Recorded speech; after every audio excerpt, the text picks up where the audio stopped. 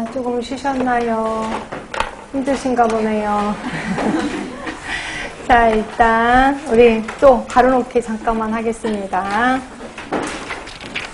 책은 128쪽이에요. 128쪽에 보시면 자, 6번에 보건간호하고 지역사회 간호 이제 아실 겁니다.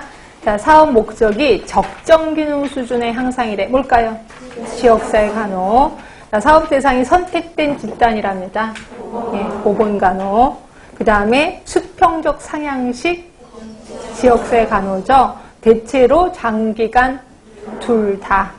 자, 7번입니다. 일반화하고 전문화. 아실 겁니다. 경제성이 높대요. 일반화입니다. 단일 목적하면 전문화. 간호 전문성이 획득된다. 전문화. 자, 지역주민 전체 대상 사업으로 적합하다. 일반화죠. 일반화. 자, 지역사회 간호사의 역할입니다. 대상자에게 발생한 건강 문제에 대해서 간호를 제공한대요. 간호 제공자겠죠, 뭐. 주민의 의사결정 과정에 영향력을 행사해서 바람직한 방향으로 변화를 유도한다. 변화 촉진자. 자, 미혼모가 미혼모 시설에 들어갈 권리 있어, 없어? 있죠? 그런데 못 들어가고 있어. 그래서 관계기관을 방문하는 등의 일을 추진했어요. 뭘까요? 이게 옹호자입니다. 옹호자. 자, 네 번째, 지역 주민의 건강 전진을 위해서 자료를 수집하고 분석하는 등의 연구를 했어요. 연구자겠지 뭐. 자, 다섯 번째입니다. 대상자의 건강을 위해서 물리치료사와 협조해서 가정 방문을 했어. 예, 팀 요원이 되는 거죠. 팀 요원. 자, 9번입니다. 현재 전문간호사에 해당되는 거. 보건. 맞아요? 수술. 아니죠? 그럼 뭐예요? 응? 수술 아니라 마취죠, 마취. 그 다음에 소아. 아닙니다. 아동입니다. 가정. 노인. 임상. 학교. 없습니다. 정신. 예, 맞아요. 자, 10번입니다. 자, 옆에 지역사회 간호 역사입니다. 초기 기독교 시대 여집사로서 신자의 가정을 방문한 최초의 지역 간호사 태배.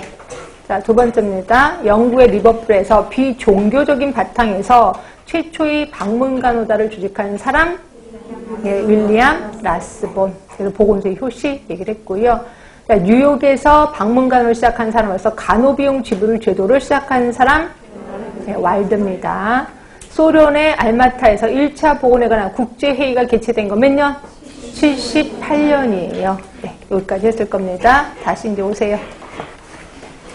그거 하나 한 분이 질문하셔서 20쪽을 보시면요. 20쪽. 그러니까 여러분이 질문하신다는 건 동영상 친구들도 모른다는 거죠.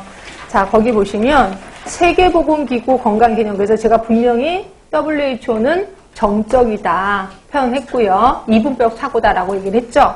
그런데 거기 보시면 거짓말하는 거 아니야? 여기 써 있잖아요. 두 번째 줄에 정신적, 사회적, 영적 아니면 완전한 역동적 상태라고 얘기했거든요. 제가 아까 분명히 정적이라는데 여기 역동적이라고 얘기를 하고 있거든요. 자, 이게 뭔 소리냐면 그거예요. 나 건강해요. 영원히 건강해요? 아니죠. 아플 수 있죠. 환자가 될 수 있단 말이에요. 질병. 나 영원히 환자예요? 아니에요. 건강할 수 있다는 거죠. 움직인다는 거죠. 이거 역동적 개념이에요. 그러면 아까 던이 얘기한 건 뭔데? 던이 얘기한 건 일직선상에서 왔다 갔다 한다는 거죠. 일직선상에서 내가 조금 아플 수 있어. 조금 더 아플 수 있어. 조금 더 많이 아플 수 있어. 조금 건강할 수 있어. 왔다 갔다 한다는 거죠. 근데 여기서는 양쪽에서 이거 아니면 이거야. 왔다 갔다 한다는 거죠. 그래서 둘 다 역동적인 개념이지만 좀 달라요. 얘는 연속선상 개념에서 움직인다는 거고 얘는 이분법적인 것에서 내가 건강할 수도 있고 아플 수도 있어 라고 한다는 겁니다. 그래서 영적인 개념은 이거를 동적인 개념이라고 얘기를 해요. 얘는 동적인 개념이라고 얘기하진 않아요. 그치? 그렇게 알고 계시면 되고. 그렇지만 거기 개념에는 역동적 상태를 얘기한다.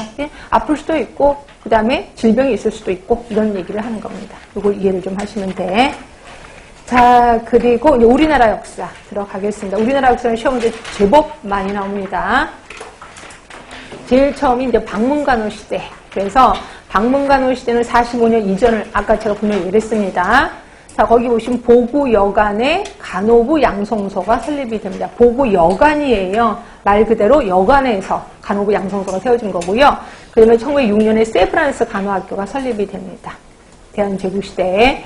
그리고 일제강점기로 들어가시면 이제 선교 간호사에서 보구 여간에서 학교 간호사업이 시작이 되고요.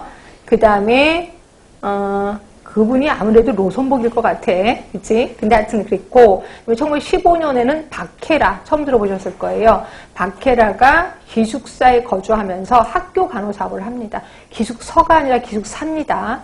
기숙사에 거주하면서 학교 간호사업을 수행하게 되는 거고요. 박해라.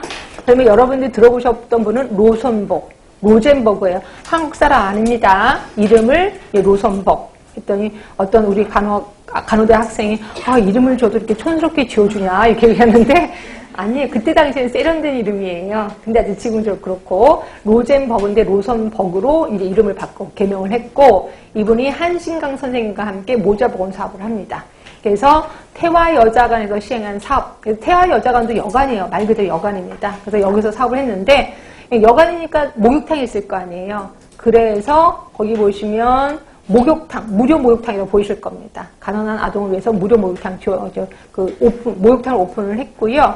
그 다음에 인부진료도 했고, 가정방문도 했네요. 가정도 방문을 했고, 그리고 마지막 줄에 보시면, 그때는 간호부라고 얘기했었거든요. 간호부의 위생강습도 했습니다. 위생강습도.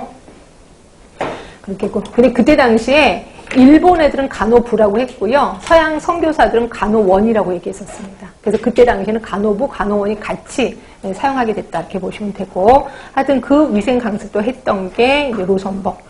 자, 클라라 이분은 대구 동산기독병원에서 역시 모자보건을 했었었는데 그때 당시에 가장 큰 규모였었다. 이렇게 되고 있습니다. 하여튼 방문간호 시대는 로선복, 그다음에 클라라 이렇게 두 분 외워두시면 될 것 같고요. 자, 보건간호 시대로 갑니다.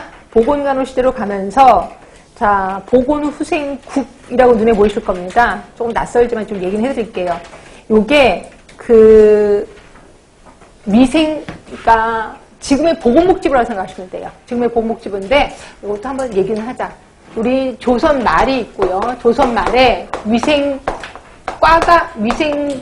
있었거든요. 위생국. 요게 일제시대로 가면서 위생과로 떨어집니다. 근데 뜬금없이 경찰국 안에 위생과가 되는 거예요. 그러니까 우리 위생을, 보건을 경찰이 한 거예요. 경찰. 그래서 이거를 경찰행정이라고 해요. 경찰이 했단 말이에요. 경찰이.